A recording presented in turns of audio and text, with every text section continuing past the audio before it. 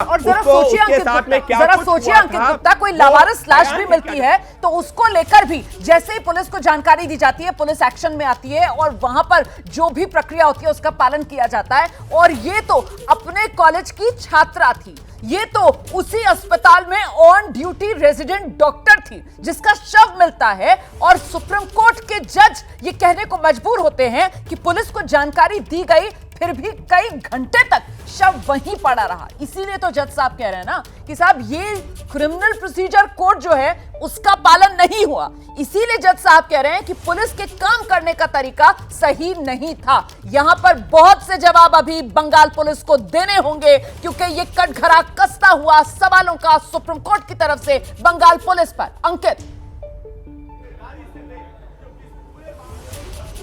रोमाना सही बताऊं तो कई बार अब जो है मैं भी शब्दों का मेरे पास भी अभाव हो रहा है, क्योंकि जिस तरीके की जांच यहां पर आ रही है ना, कोर्ट की कार्रवाई हम रिपोर्ट जरूर कर रहे हैं, लेकिन कोर्ट की कार्रवाई के दौरान इस तरीके के तथ्य सामने आना चौंकाता है। आपने जिस बात का जिक्र किया ना कि लावारिस लाश भी मिलती है तो पुलिस पहुंचती है, उसका पंचनामा करके उसको वहां से हटाती है, उसको जो है पोस्टमार्टम के लिए भेजती है, उसको मॉर्चरी में भेजती है। लेकिन यहां क्या हुआ, आपको जानकारी मिल जाती है, पुलिस को अननेचुरल डेथ की जानकारी मिल जाती है और उसकी डेड बॉडी, पीड़िता की डेड बॉडी वहीं पर रखी रहती है, वहीं पर अस्पताल में, और उस दौरान कितने लोग कहां आए कहां गए किसी को कोई जानकारी नहीं है।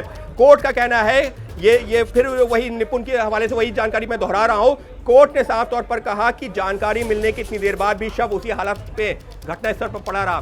तो माना इससे ज्यादा क्या बदतर होगा, इससे ज्यादा पुलिस की जांच पर क्या सवाल उठेगा कि पुलिस को जानकारी दे दी गई, पुलिस आई, देखा, चली गई, पुलिस ने नेचुरल डेथ मान लिया, शाम को पोस्टमार्टम हो गया, क्रीमेशन हो गया, तब तक तो कहीं पर बलात्कार और हत्या की बात ही नहीं है। रोमाना जिस हालात में जो तस्वीरें, हालांकि वो दिखानी नहीं है, वो उस पर जो है दिखा नहीं सकते, और अगर कोई दिखा रहा है, सार्वजनिक कर रहा है तो उसको हटा देना चाहिए, सुप्रीम कोर्ट का आदेश है, कोलकाता हाई कोर्ट का आदेश है। लेकिन जो तस्वीरें देखी हैं, यकीन मानिए ऐसी हालात में भी पुलिस उस बॉडी को छोड़ करके वहां से चली गई, ये मान करके कि अननेचुरल डेथ है, वो कहीं से अननेचुरल डेथ जो बात आप कह रहे हैं अंकित, मैं जरा उसको विस्तार देती हूं दर्शकों के लिए, क्योंकि अंकित उस बात को कह नहीं पा रहे हैं। मैं आपको बताती हूं, अंकित ये कहना चाह रहे हैं कि साहब वो जो शव मिला था डॉक्टर बिटिया का, अपने ही कॉलेज प्रीमाइस में, अपने ही अस्पताल में जहां पर वो ऑन ड्यूटी थी, अर्धनग्न हालत में उस बच्ची का शव मिला था। उस बच्ची की आंख से खून बह रहा था, उसके मुंह से खून बह रहा था, और ऐसा शव देखने के बाद, जानकारी मिलने के बाद पुलिस वहां पहुंचती नहीं है, वहीं पड़े रहने दिया जाता है उस शव को। कहा ना हमने पहले भी कि लावारिस शव भी अगर मिलता है उसके साथ भी ऐसा बर्ताव नहीं होता जो इस डॉक्टर बिटिया के साथ किया गया मरने के बाद भी।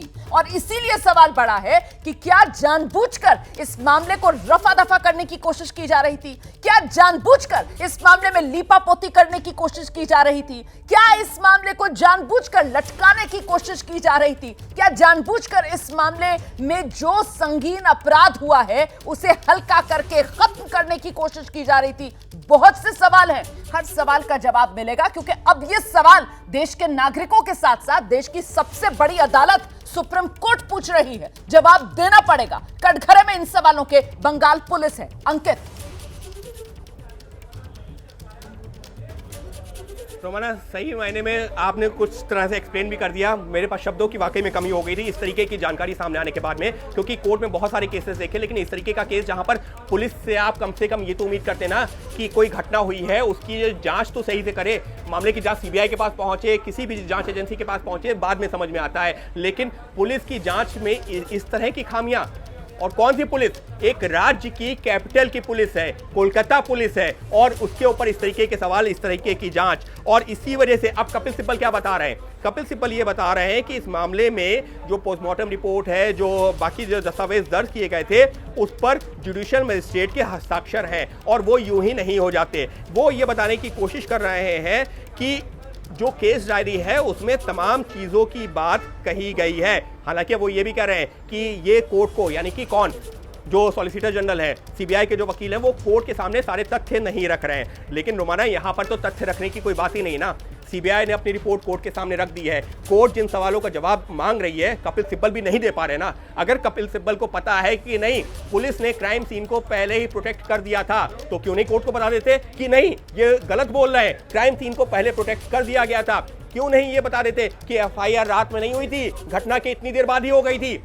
कपिल सिब्बल वरिष्ठ वकील है, बहुत सारे बड़े बड़े केसेस में अपीयर हुए हैं, लेकिन वो ये कह रहे हैं कि देखिए सीबीआई के वकील आपको जो है सही तथ्य नहीं बता रहे हैं। आप वरिष्ठ वकील हैं, कोलकाता पुलिस के, पश्चिम बंगाल सरकार के वकील हैं, आपकी जिम्मेदारी बनती है आप सही तथ्य बता दीजिए, लेकिन उन तथ्य वो तथ्य है ही नहीं। तथ्य वही है जो सुप्रीम कोर्ट उठा रही है। सुप्रीम कोर्ट जो बता रही है कि सुबह की घटना, रात में एफआईआर दर्ज होती है, बॉडी वहां पर, वो मृतका का शव, अब आप खुद सोचिए वहां पर कितने लोग आए होंगे, कितने लोग गए होंगे, उस हालत में वहां पर पड़ा रहा, उसको कोई हटाने वाला तक नहीं था। पुलिस क्या कर रही थी? पुलिस ने क्राइम सीन को जो है क्यों ने प्रोटेक्ट किया? बहुत सारे सवाल हैं। पुलिस का ये बेसिक काम होता है, ये एक कॉमन पर्सन, एक आम आदमी को समझ में आता है कि पुलिस अपनी जो जांच को कैसे आगे बढ़ाती है। यहाँ पर तो वो पुलिस के अधिकारी हैं जिनके पास में शायद हम लोगों से बहुत ज्यादा अनुभव होगा, लेकिन उनके लिए कोर्ट ने क्या कहा? 30 साल के करियर में, ये जज की टिप्पणी, 30 साल के करियर में मैंने ऐसा नहीं देखा कि पुलिस की जांच नियमों से अलग हट करके अलग ही रास्ते पर चली गई, और ऐसे जांच नहीं होती। यकीन मानिए रोमाना, बहुत सारे केसेस, फिर मैं दोहरा रहा हूं, बहुत सारे ऐसे केसेस कवर किए हैं जहां पर पुलिस की जांच कटघरे में आई है, हम लोगों ने वो उन पर सवाल खड़े किए हैं, लेकिन यहां पर ये जांच, जी सवाल यही होता है क्या जांच भी हुई है?